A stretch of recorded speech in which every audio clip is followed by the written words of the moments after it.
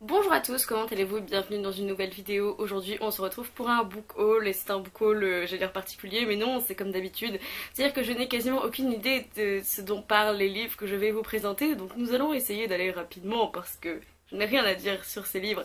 J'ai juste envie de vous faire partager mon enthousiasme concernant ces livres et concernant le fait que c'est mon book haul je sais pas, du coup c'est mai, juin, juillet plus ou moins. Donc voilà, 3 mois d'achat, de ce genre de choses. Et je vais vous présenter tout ça maintenant. On a 3 services presse de chez Brajlon. Ils m'ont envoyé 3 des nouveaux titres de leur collection Big Bang. Nous avons donc Les Faucons de Ravera de Melissa Caruso. Donc top 1, La sorcière captive, et de ce que j'ai compris parce que j'ai lu le résumé du coup il y a bien 2 ou 3 mois pour me demander si c'était intéressant, et je ne l'ai pas relu depuis parce que j'aime avoir des surprises, mais du coup c'était je crois l'histoire de 2 jeunes demoiselles, l'une qui veut devenir fauconnière et l'autre je ne sais plus, genre qui est une princesse ou quelque chose comme ça. Voilà, donc vous vous rendez compte que je ne connais absolument rien sur les livres que je propose, mais ça avait été pitché par Brajlon comme voilà une amitié entre 2 jeunes femmes avec de la magie, donc une fantaisie avec 2 personnages principaux féminins, et donc j'étais là, ok, d'accord, oui, je prends, ça m'intéresse. Le deuxième que j'ai eu et que j'ai déjà lu, oui, enfin, c'est Apocalypse Blues de Chloé Jo Bertrand, toujours du coup dans leur collection Big Bang qui est leur collection Young Adult. Et donc c'est l'histoire de, attention, je ne sais déjà plus leur nom, je vais regarder, donc Kiran, Matthew, Tobias et Charlie. C'est l'histoire de 4 jeunes garçons qui ont entre 10 et 20 ans en fait, et ils vont vivre l'apocalypse qui est une apocalypse climatique. Et donc ils vont devoir fuir, ils vont être des réfugiés climatiques, ils vont être sur les routes tout seuls, sans la supervision des adultes. Et voilà, c'est typiquement post-apocalyptique et young adult, et voilà quoi. Et ensuite, le troisième que j'ai reçu, toujours de Brajlon, c'est Le Serment de l'orage de Gabriel Katz, et c'est ma lecture en cours. Et donc on va suivre, attention, Morgian et Sinon, ou alors Morgian et Sinon, ok, Sinon. Morgan et Sinon. On va dire ça comme ça parce qu'apparemment ça se passe plus ou moins en Angleterre, donc on va dire Morgan et Sinon. Donc on les suit, c'est des chevaliers un peu sans le sou. Ils sont très jeunes, ils ont la vingtaine, ils veulent prouver leur qualité de guerrier, et donc ils participent à un tournoi. Ce tournoi ils ne le gagnent pas, voilà, hein. Très sincèrement, c'est pas les 2 personnes, les 2 personnes les plus héroïques du monde pour l'instant de ce que j'en ai vu, mais ils attirent l'œil d'un grand seigneur qui leur dit: écoutez, je viens d'hériter d'une terre qui est à la frontière du monde civilisé, en gros, avec les barbares. Est-ce que vous voulez bien venir m'aider à prendre possession de la terre et ouais, à la faire tourner pour l'instant et tout, avant qu'il y ait une garnison et que voilà. Et donc j'en suis ici, ça va être un récit de chevalerie, et pour l'instant je vois pas trop s'il y a un aspect fantasy ou non. Pour l'instant ça m'a l'air juste médiéval, mais on verra bien quand j'avance dans le truc. Donc pour l'instant je dirais qu'il y a un post-apocalyptique, une fantasy et non identifié, inconnu au bataillon. Voilà, ne sais pas. J'ai acheté pas mal de bouquins d'occasion, et notamment j'en ai 5 à vous présenter que j'ai acheté d'occasion et que je n'ai pas lu, que j'ai acheté d'occasion dans une foire aux livres, et je n'ai strictement aucune idée de quoi ils parlent. J'ai La Maison des Esprits de Isabelle Allende. Et donc j'ai voulu le lire parce qu'on en parle tout le temps dans Jane the Virgin, puisque Isabelle Allende c'est l'une des plus grandes autrices latina, je dirais, qui vient d'Amérique latine, si je ne me trompe pas. Et je crois que j'avais déjà vu un de ses livres qui était Paula, ou quelque chose comme ça, sur sa fille. Et là, c'est La Maison aux Esprits. Apparemment, c'est celui avec lequel il faut commencer pour Isabelle Allende. Donc, quand je l'ai vu, il était, je sais pas, à 50 centimes, même pas.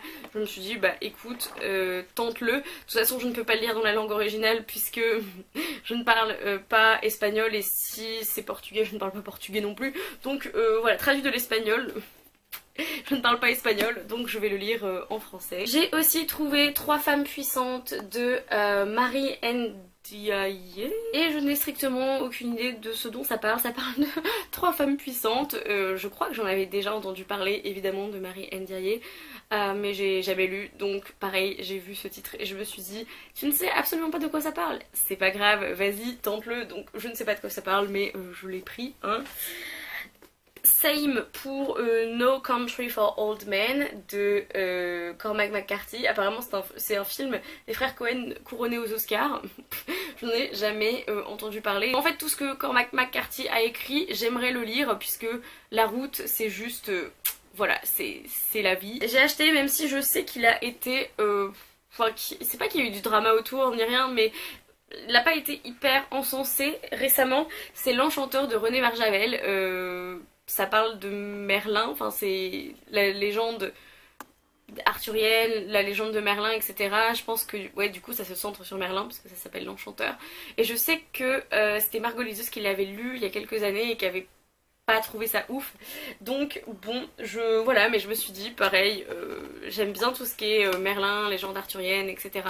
Donc je voulais le tenter, donc voilà, beaucoup trop de donc dans cette phrase, mais c'est le cas.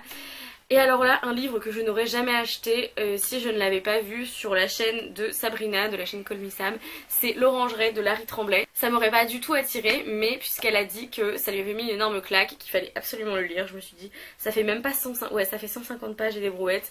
Je l'ai vu et j'étais là, ok.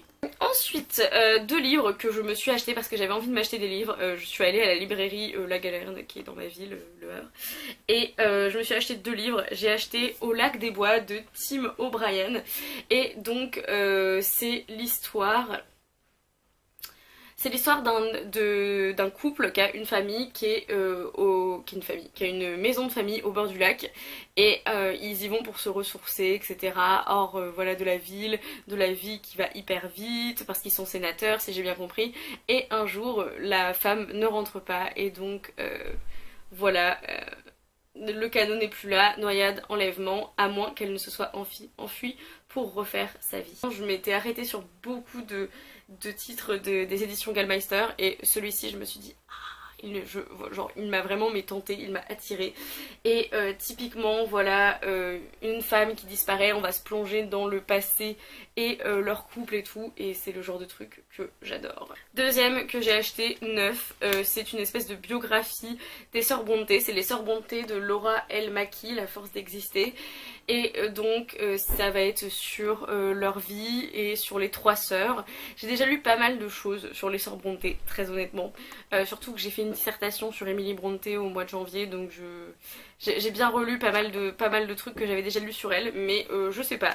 Je me suis dit que ça avait l'air sympa et que j'avais envie, une fois que je vais avoir fini de lire The Tenant of Whitefell Hall de Anne Brontë, je me suis dit voilà, je pourrais enfin lire ce livre.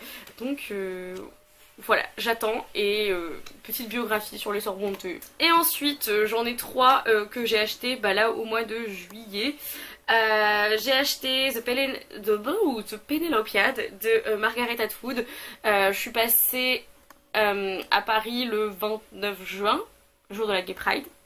Et on est allé avec ma meilleure amie à Shakespeare & Co. Et donc j'ai trouvé ce livre d'occasion. Ça va être l'histoire de Pénélope quand elle attend que Ulysse revienne à Ithaque. Et je pense que ça va être centré sur Pénélope et comment elle a fait tourner Ithaque. Et qu'est-ce qu'elle a fait en attendant qu'Ulysse revienne. D'abord des 10 ans qu'ont duré la guerre de Troie. Et ensuite son Odyssée, qu'il a mis 10 ans aussi à revenir je crois. Ça fait 20 ans au tout, c'est quand même légèrement long. Et les deux derniers livres que j'ai à vous présenter, je les ai trouvés d'occasion à Oxfam à Folkestone. Là où j'étais pendant les 15 premiers jours de juillet. Et j'ai trouvé My Absolute Darling de Gabrielle Talent. C'est l'édition collector de Waterstones je crois. Et voilà, je l'ai trouvé à 2 pounds si je me souviens bien. Et My Absolute Darling, je l'ai acheté pour ma meilleure amie pour son anniversaire. Et il y avait marqué si vous aimez, enfin si vous êtes fan, enfin de l'inceste et tout, il y a de l'inceste, il y a des secrets, il y a des histoires de famille, etc. Donc je m'étais dit, ah, inceste, ben oui, c'est pour elle.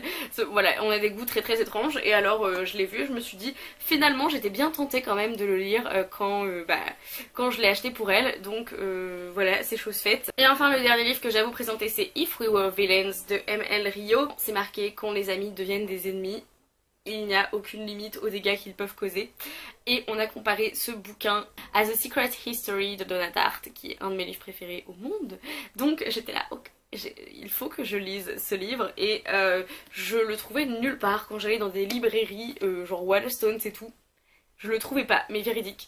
Et là, je l'ai trouvé, j'étais juste trop cake. Je l'ai trouvé à Oxfam et j'ai trop hâte de le lire. Merci d'avoir regardé ce book haul qui n'avait ni queue ni tête, et j'ai parlé pendant je ne sais pas combien de temps de livres dont je n'ai strictement aucune idée de ce dont ça parle, mais c'est un mood en fait, c'est une espèce d'ambiance. Moi j'aime bien ne pas savoir vraiment dans quoi je me lance, j'aime juste, du coup je choisis mes livres en rapport avec les ambiances qui me tentent.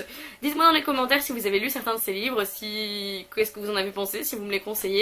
Et aussi si vous aimez bien ne pas trop savoir, ne pas trop en savoir sur le livre avant de vous jeter dedans. Dites-moi tout, et en attendant une prochaine vidéo, lisez bien, amusez-vous avec vos lectures et bisous.